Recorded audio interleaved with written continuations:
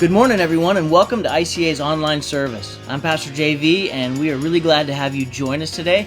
Hope you've had time to get your coffee made and find your favorite chair before we start.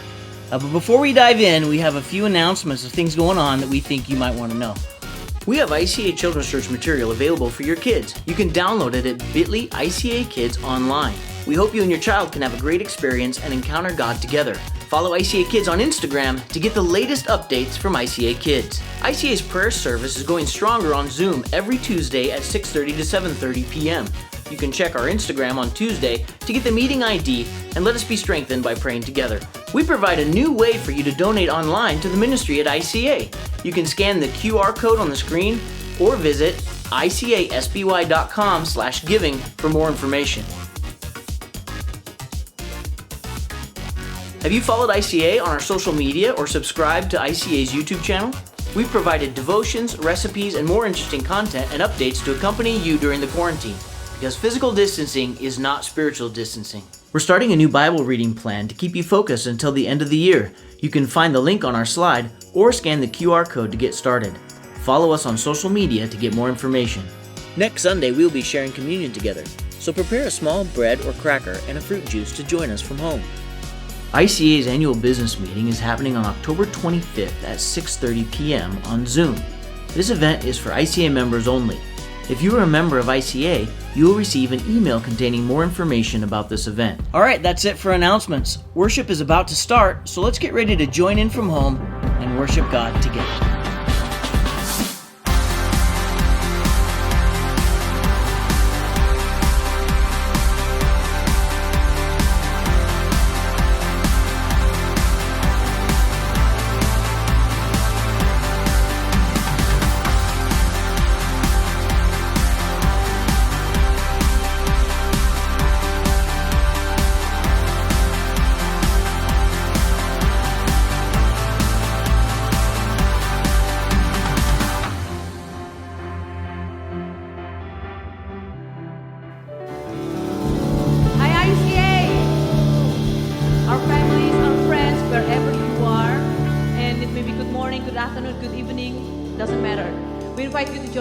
Worship God together.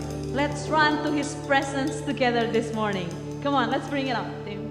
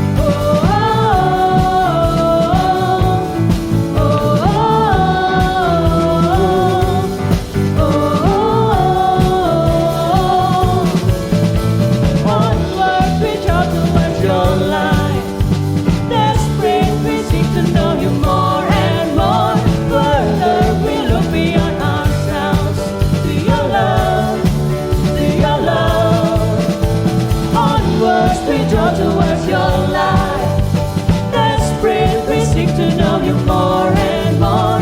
Further we look beyond ourselves to your love, to your love.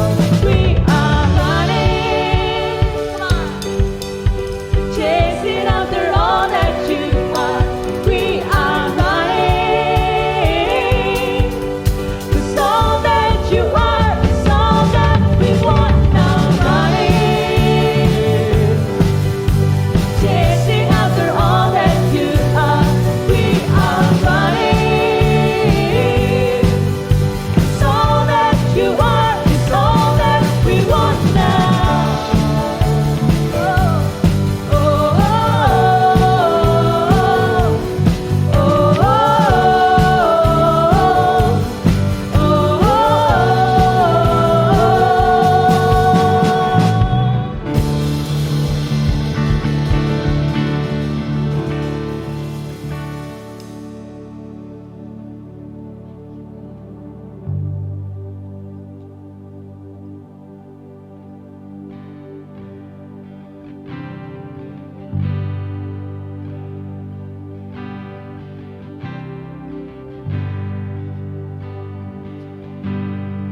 I searched the world,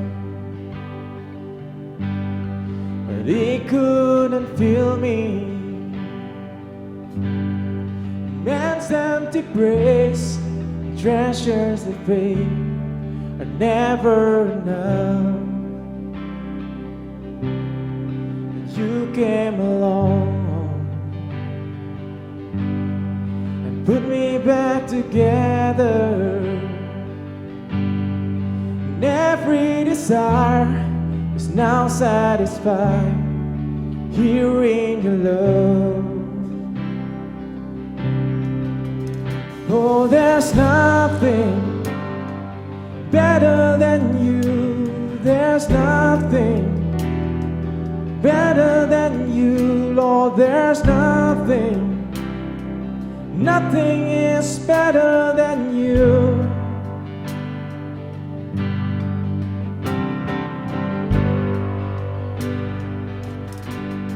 Oh, I'm not afraid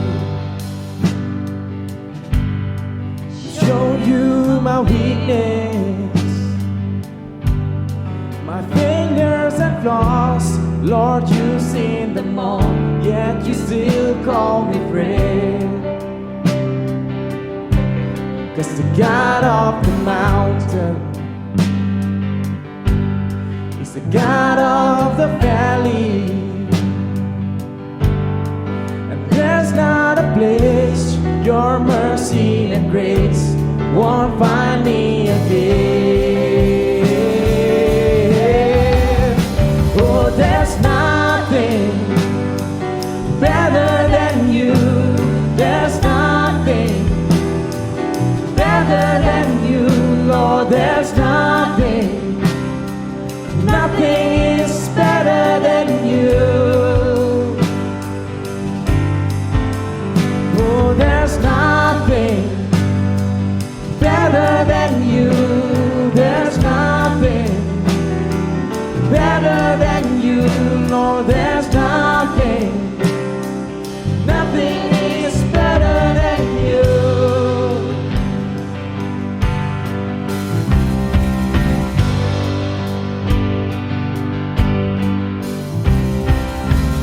You turn mourning to dancing. You turn shame into glory.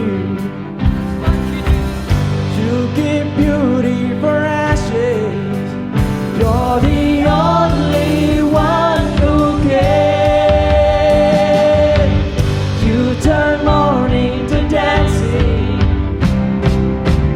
You give beauty for ashes. You turn shame into glory. You're the only one who can. You turn grace into gardens. Yes, Lord. You turn bones into armies. You turn seas into highways. You're the only one who can. You're the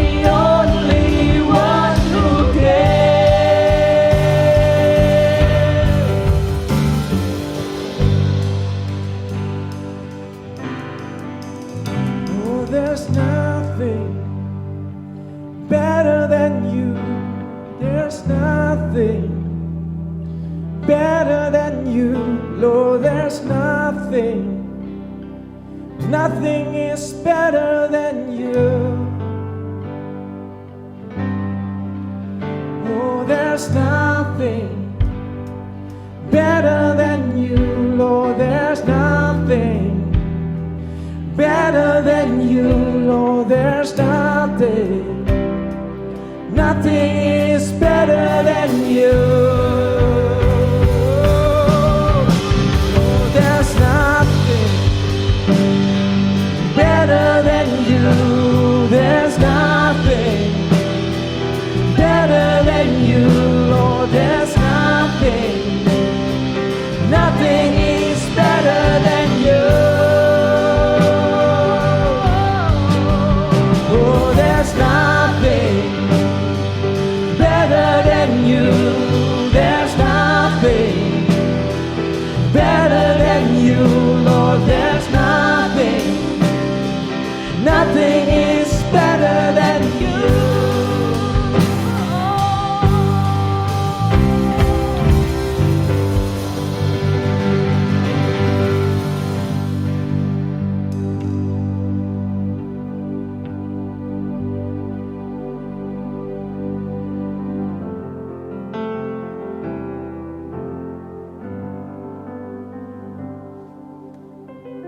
Nothing's better than you, God.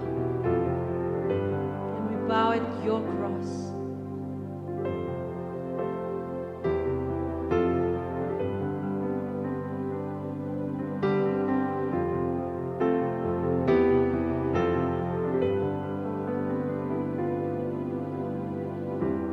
Oh Lord, you search me. You know my way.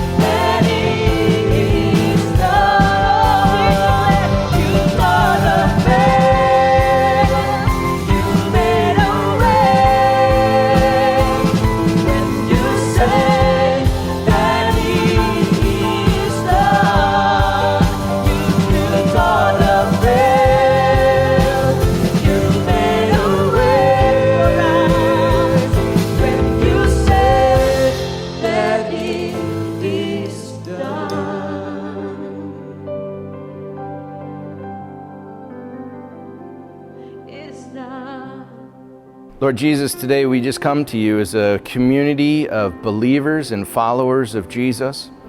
Lord, I ask that your presence would be with your people here in homes and in cars and offices across the city of Surabaya.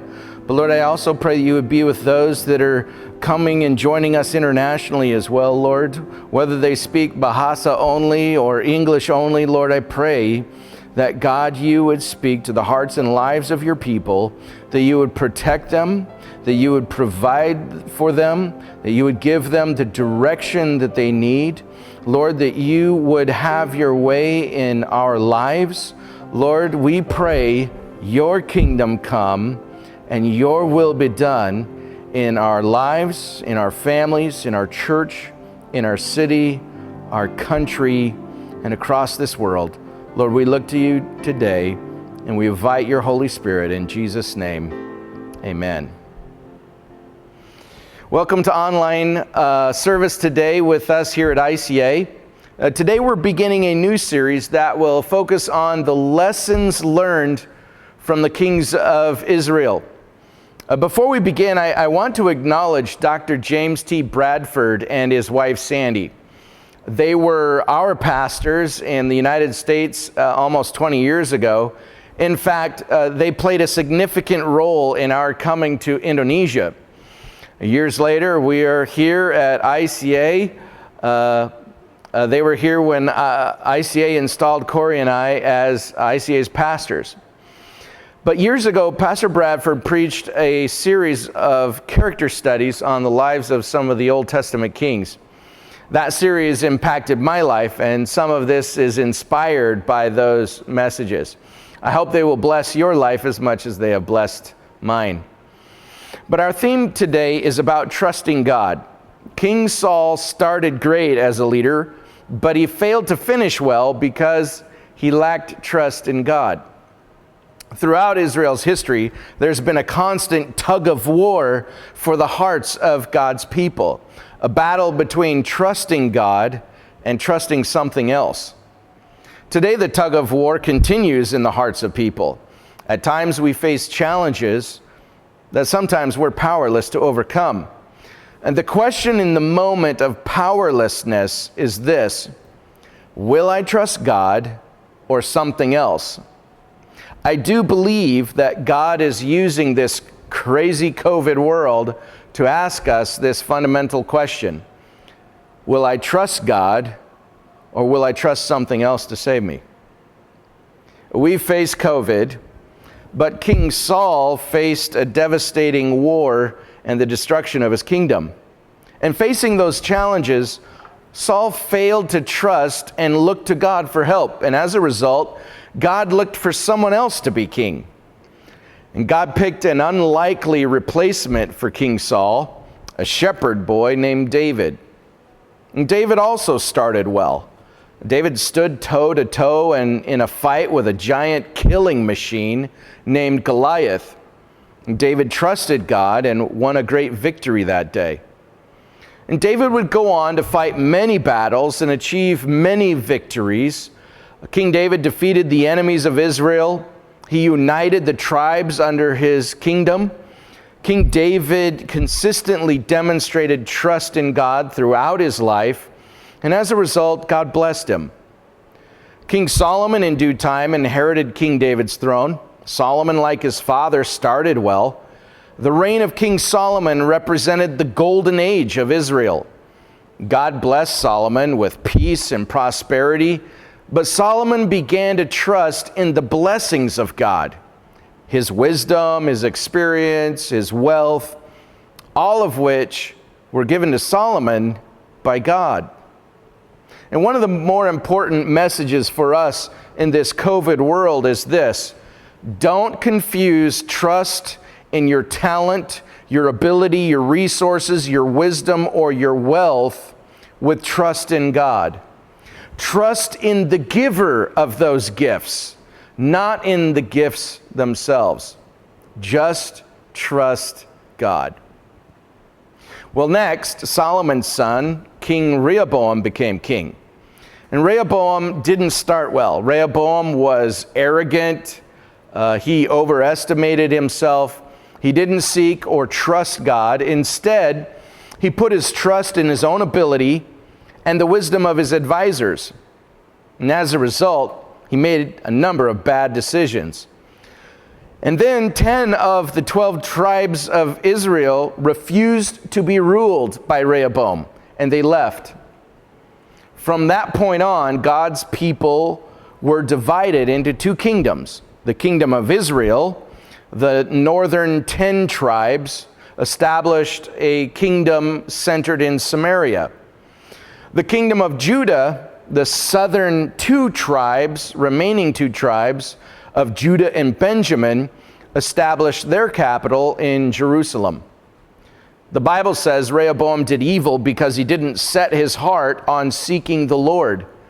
Rehoboam reigned for 17 years and then he died. And when his son Abijah, king of Judah, took the throne, the split between these two kingdoms was so terrible that it started a civil war. Abijah died, and then his son Asa comes to power as the king of Judah. Asa is the great-grandson of Solomon and the central character of our message today. Let's read in 2 Chronicles chapter 14, verse 1. It says this: "When Abijah died, he was buried in the city of David. Then his son Asa became the next king. There was peace in the land for 10 years. Asa did what was pleasing and good in the sight of the Lord his God. He removed the foreign altars and the pagan shrines. He smashed the sacred pillars and cut down the Asherah poles. He commanded the people of Judah to seek the Lord, the God of their ancestors, and to obey his law and his commands. Asa also removed the pagan shrines as well as the incense altars from every one of Judah's towns. So Asa's kingdom enjoyed a period of peace. During those peaceful years, he was able to build up the fortified towns throughout Judah. No one tried to make war against him at this time, for the Lord was giving him rest from his enemies." Here's the lesson from King Asa. When you make a choice to follow God wholeheartedly.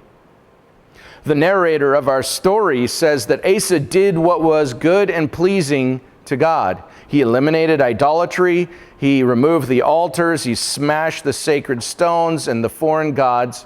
He led the people in revival, turning them back to God and to seek the Lord and obey his law. Asa lived for God wholeheartedly. Now, I want you to put your life side by side with King Asa this morning. Where Asa found inconsistencies in the life of the nation, he eliminated it. Asa committed to serve the Lord wholeheartedly and destroyed compromise wherever he found it. Are there any areas of compromise in your life? The areas of thought and action in our lives that are inconsistent with our beliefs? Live for God wholeheartedly. Face those areas of compromise in your life, and like Asa, smash them. Recently, Corey and I began watching a television show that a friend recommended to us. And the show was funny, it was creative, and it kept our attention. But unfortunately, it had a lot of language that I just really thought was inappropriate, and we ended up turning it off. I just couldn't imagine watching this show and then my girls walking into the room. So we decided that if we couldn't watch it with our kids, perhaps really it was something that wasn't good for us either. And we were being compromised. We were compromising in what we were watching, we felt like. And it was not consistent with our values. So we decided, you know what, this is not something we're going to watch. 2 Chronicles chapter 14, verse 7, Asa told the people of Judah, "Let us build towns and fortify them with walls, towers, gates, and bars. The land is still ours because we sought the Lord our God, and he has given us peace on every side." So they went ahead with these projects and brought them to completion. Asa was a developer and a builder. He was a good steward of the time and the resources that he had. God had given Israel peace. King Asa spent his time investing in the kingdom and completing his building goals. He didn't just lay around in his luxury. He was busy building and developing. I think ICAers are driven like this, to build and to develop. You guys are incredible people with gifted minds. Your businesses, your homes, your work, your social projects, and even ministry that you are building and developing, they're amazing. We have goals for our church, ICA, goals for having a positive impact in our city, planting a church, making a positive impact in our nation. You know, some of those things, I will admit, are delayed due to COVID-19, but we are determined to finish. The lesson is this: use the time God has given you to both build and develop. The central theme of King Asa's life was trust in God. For a Christian, trust is a reliance on the character of God. Today in Indonesia and in many parts of the world, people will question the reality of the spirit world. We don't, because we experience it. Some people trust in demonic power, black magic, jimat. People will go to the dukun or the orang pintar. In parts of Indonesia, offerings are made to idols on a daily basis outside of every home and business. These idols promise to protect from demonic power. They promise to deliver health and wealth and happiness. But understand this about the character of the devil: he has no character. The devil does not keep his word or his commitments. Jesus described the devil's character when he called him the father of lies. The Bible itself says that the devil does have power, but it also says that Jesus has infinitely more power. Trust in God, not just because he has more power, but also because God has the character to keep his commitments.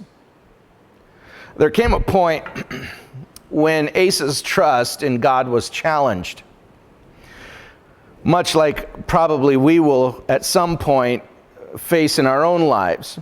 But for Asa, the challenge came in the form of an invading army attacking his kingdom. Judah's army was outnumbered and outgunned. And the question was, how would Asa respond? 2 Chronicles chapter 14, verse 9, it says this: "Once an Ethiopian named Zerah attacked Judah with an army of 1 million men and 300 chariots. They advanced to the town of Maresha, so Asa deployed his armies for battle in the valley north of Maresha. Then Asa cried out to the Lord his God, 'O Lord, no one but you can help the powerless against the mighty. Help us, O Lord our God, for we trust in you alone. It is in your name that we have come against this vast horde. O Lord, you are our God. Do not let mere men prevail against you.'" Asa could have looked at his circumstances and said, "God, I have served you faithfully. I have lived closer to you than my own father. I have led others to you. I led the nation in revival, and now I'm facing an army that could destroy your people and my kingdom. Why are you allowing this to happen? How is this just?" Asa could have surrendered to the doubt about God's goodness. He could have drowned in self-pity or become bitter against God. But Asa was a man of different character. Asa pointed his finger at heaven, and he declared his trust in the character of God. And he shouted to the heavens, "Lord, no one but you can help the powerless against the mighty. We trust in you alone. You alone are our God." Have you ever been in a difficult situation like Asa? You know, the next time you face circumstances beyond your control, the next time that you face overwhelming odds, I want to encourage you to be a person of character, like King Asa, and be able to point your fingers at the heavens and declare to the Lord, Lord, nobody but you alone can help the powerless against the mighty, and I will trust you alone, and you alone are my God. You know, COVID-19 and even life in general brings us face to face with many circumstances outside of our control. We may find ourselves powerless. We will be forced to make a decision, either to trust in God or trust in something else. But the question is, who are you trusting? When you are powerless, pray and trust God. What does Asa do when he finds himself powerless? He prays and he puts his trust in the Lord. Today, some of you are facing impossible odds. 2 Chronicles chapter 14, verse 11 needs to be your memory verse, not for tomorrow, but for today. You need this verse right now, not later. And be able to have it on your heart and in your mouth and in your words. Oh Lord, nobody but you can save us. You alone are our God, and we will trust in you. King Asa put his trust in the character of God. And God helped Asa defeat his enemies. In 2 Chronicles chapter 15, verse 1, it says that then the Spirit of God came upon Azariah, son of Obed, and he went out to meet King Asa as he returned from the battle. Listen to me, Asa, he shouted. Listen, all you people of Judah and Benjamin. The Lord will stay with you as long as you stay with him. Whenever you seek him, you will find him. But if you abandon him, he will abandon you. For a long time, Israel was without the true God, without a priest or to teach them, and without the law to instruct them. But whenever they were in trouble and turned to the Lord, the God of Israel, and sought him out, they found him. Did you hear the message of the prophet? The Lord is with you so long as you are with him. We need to understand, ICA, that God is our single greatest hope when we face overwhelming odds. Overwhelming odds in the area of our health, our relationship, in our work. God is the greatest hope that we have. ICA, stay close to the Lord. Put yourself, just for a moment, I want us to backtrack and let Surabiah disappear out of your mind and find yourself, imagine yourself in this crowd after the battle in Israel. Imagine the reaction of the people.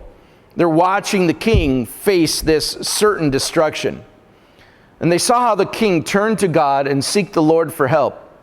And they see with their own eyes how the Lord saved them from annihilation. If there was ever a question about Asa's leadership, it was done at this point. If there was ever a question about the character and the faithfulness of God, it was answered with this victory. These people would honor God, and they would tell the stories of this day for the rest of their lives.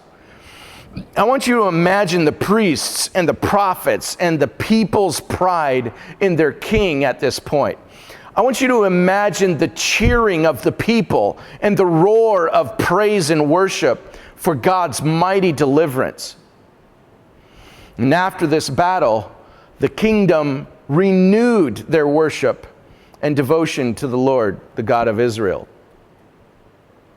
Just for a moment, I want to talk to all the guys today. As you walk with Jesus, so goes your family. Husbands, fathers, and young men, you may be facing circumstances that are completely overwhelming, things beyond your control, things you are powerless to defeat on your own. Do not give in to fear. Do not give in to self-pity or doubt. Stand on your feet. Let trust and faith arise in your soul, and point your finger at the heavens, and like King Asa declare, Lord, no one but you can help the powerless against the mighty. I will trust in you alone. You alone are my God. The prophet said, the Lord is with you when you are with him. Guys, he will honor and help us. Put your trust in the Lord. Our wives will respect and honor us. Our children will learn to trust and follow the Lord. They will see the faithfulness of God, and so will we. When God delivers you, make sure he alone gets the credit and the honor and the glory. Gentlemen, when God blesses you, let the blessing drive you closer to God. Don't let the blessing distract you from God. The victory in our lives requires that we be men and women of a different character, men and women who will trust God. Asa's rule started off right. But Asa's life story is not propaganda built to deny the reality of human weakness. King Asa was flawed. And our final lesson from Asa is this. We must start with trust and finish with trust. Asa displayed what Dr. Bradford called both tested trust and time-eroded trust. Tested trust is trust that faces the impossible and passes the test. Facing a national crisis, King Asa was tested. He trusted in the Lord and he passed. But 16 years after this victory, King Asa had allowed time to erode his trust in the Lord. Time-eroded trust is trust that degrades over time. Don't allow time to erode your trust in God. We must start with trust, and we must finish with trust. With the passing of time, we can get bored with God. Year after year passes. We begin to rely on ourselves, and we experience our own successes. Calling on God becomes less instinctive in the small things. We look to God's blessing rather than the God who gives the blessing. The memories of God's miracles in our lives begin to fade in our minds and our memories. We become distracted from our walk with God. We begin to pay attention to other things. We begin to act like we don't need God, and we don't look to him as we did in the past. Don't allow time to degrade your trust in the Lord. 2 Chronicles 16, verse 1. In the 36th year of Asa's reign, King Baasha of Israel invaded Judah and fortified Ramah in order to prevent anyone from entering or leaving King Asa's territory in Judah. Asa responded by removing the silver and gold from the treasuries of the temple of the Lord and the royal palace. He sent it to King Ben-Hadad of Aram, who was ruling in Damascus, along with this message. Let there be a treaty between you and me like the one between your father and my father. See, I am sending you silver and gold. Break your treaty with King Baasha of Israel so that he will leave me alone. Ben-Hadad agreed to King Asa's request and sent the commanders of his army to attack the towns of Israel. Okay, so in the 36th year of Asa's reign, King Baasha of Israel attacks the borders of Asa's kingdom in Judah. And this time, Asa doesn't ask God for help. He looks for his own political solution. Asa bribes Ben-Hadad, the king of Aram.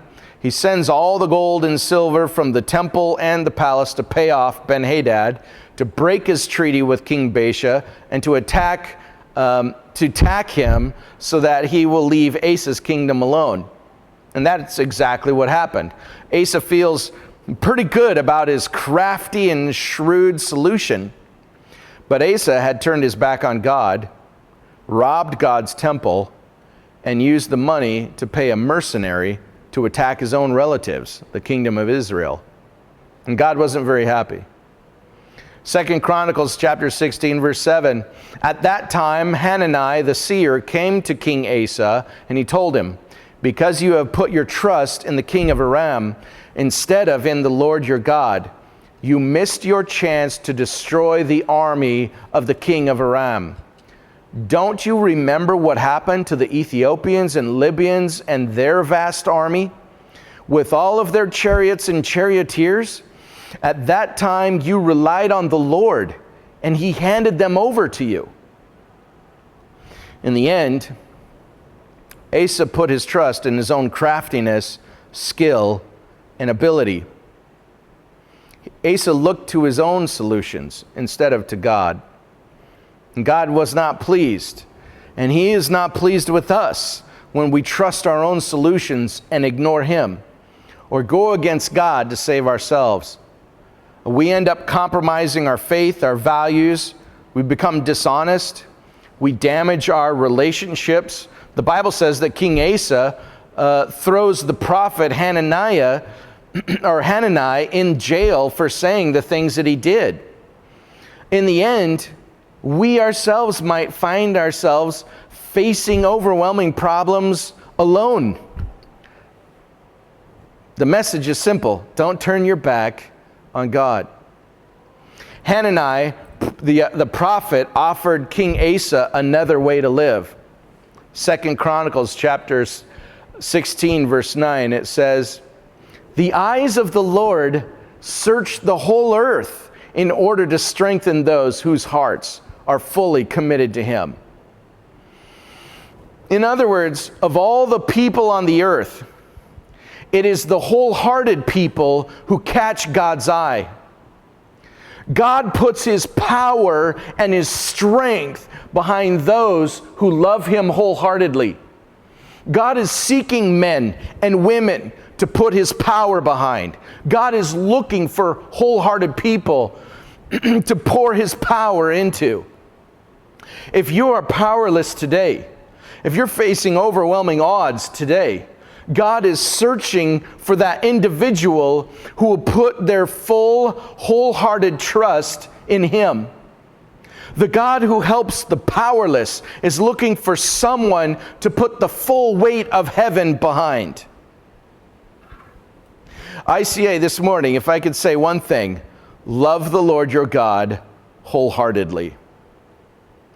In fact, loving God is one of our ICA values. It's our first. In Mark chapter 12, verse 30, Jesus said, and you must love the Lord your God with all your heart, all your soul, all your mind, and all your strength. ICA, love the Lord wholeheartedly. Asa was moving farther and farther away from the Lord as time went on. Time was running out on his reign, and he becomes more oppressive to his people. In verse 12, in the 39th year of his reign, Asa developed a serious foot disease. Yet even with the severity of his disease, he did not seek the Lord's help, but turned only to his physicians. Asa was not wrong in going to the physicians. We have physicians at ICA, and they are a blessing to us and to all of society. But his mistake was that he only went to the physicians. He didn't ask God for any help. If you're sick, we want you to know at ICA, we will pray for you, and then we will say, go to the doctor. It is not a lack of trust to go to a doctor. It's a lack of trust not to ask God for help. 2 years after getting sick, King Asa died. And as King Asa got older, he became what we call a functional atheist. A functional atheist is someone who believes theologically that God exists, but lives a day-by-day basis like God doesn't even exist, that God's not even there. A couple of things in closing before we go. First, for those of you who are young, sometimes young people who grow up in a church, once they go off to college or they begin their careers, They start their families and begin to pursue their life goals and their dreams. Sometimes they can lose track of their relationship with God amidst all the distractions of life. Young people, we want you to know, we want your faith in God to be so strong that it carries you all the way until you meet Jesus eye to eye in eternity. Young people and young adults, don't allow yourself to be distracted like King Asa as you get older. Remember the words of the prophet, God is with you when you are with him. And the second thing I would say to ICA as a church is this. I recognize that COVID-19 has temporarily canceled our in-person services.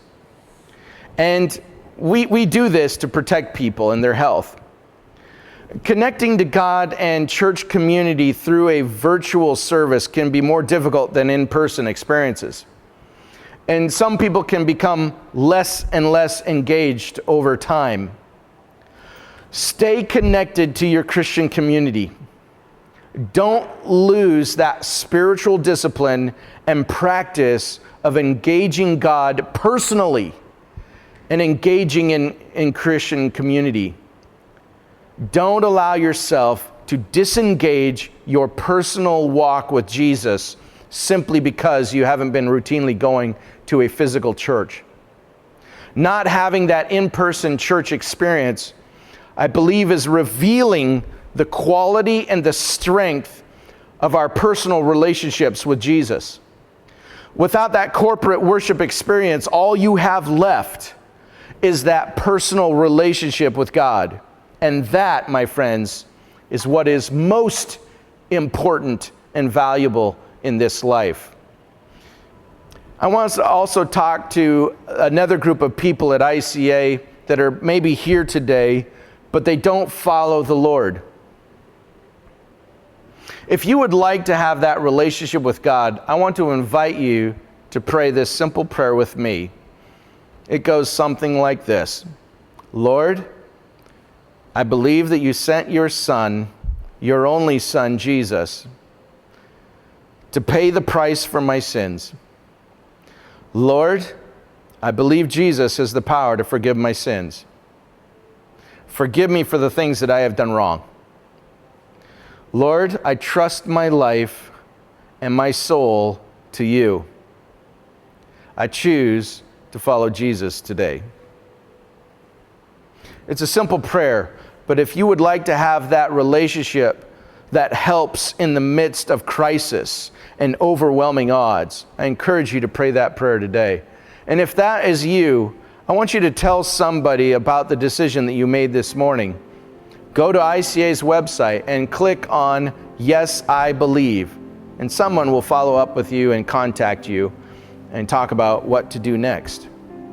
Now I want to pray for another group of people, those of you who are followers of the Lord. Perhaps you're facing circumstances like King Asa that are beyond your control.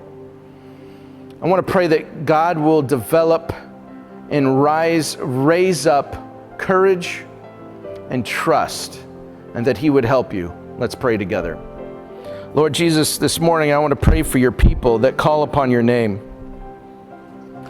Lord, I know that in this very difficult circumstance in modern history, there are those that are facing circumstances that are truly beyond their control.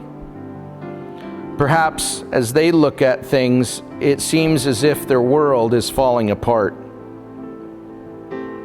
Lord, I pray that right now, that strength and courage and trust would rise in their hearts.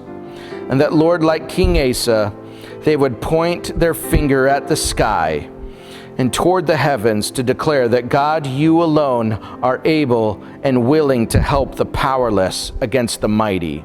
And Lord, I pray for the courage and the trust that they would be able to declare for themselves and for everyone around them that they will trust in the Lord because you alone are their God. Lord, I pray that you would deliver them as they trust and look to you. God, I pray that they would pass the test. Would they pass the test of trust and find deliverance. Lord, don't allow time to degrade the trust that we have in you, O Lord. Whether we're young or we're old, Lord, I pray that we would start strong and that we would finish strong. Lord, I just pray that you would bless your people today. In Jesus' name we pray. Amen.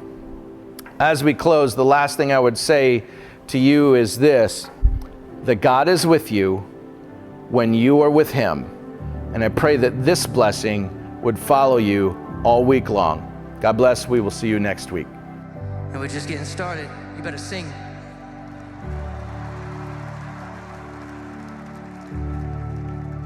Who can melt the hardest heart and speak life into my soul?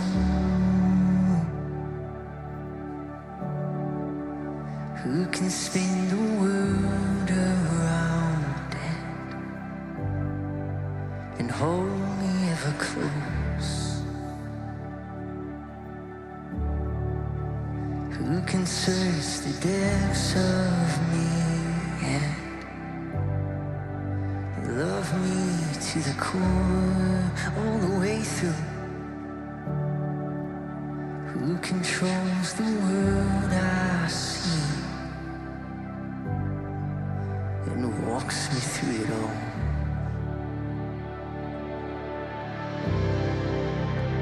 No one but you.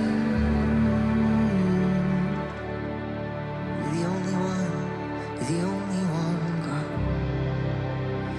No one but you.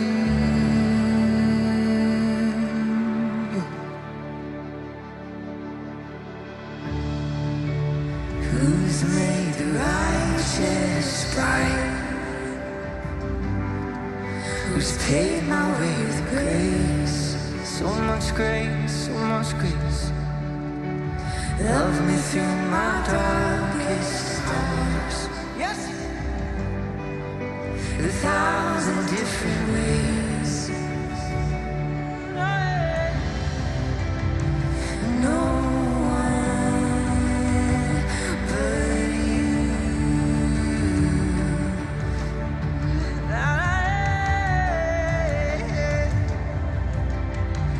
No one but you. And I'll sing of your love. I can't get enough. And I just want you. And the Lord of my soul and the King of my heart. Jesus, it's you. You're the one. You're the only one. So I'll sing of your love. I can't get enough. And I just want you. Only you. Only you. The Lord of my soul. The King of my heart. Jesus, it's you. Yes, it is. Yes, it is. Yeah.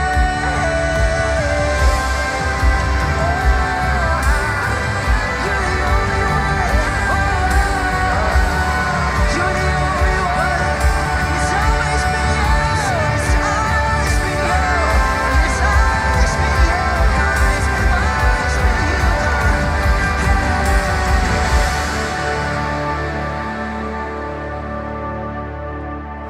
Hear the oceans roar, see the skies light up, every heart now sing to the Lord. Hear the rocks cry out, see the mountains bow, every heart come worship the Lord. Come on, Passion, you sing it.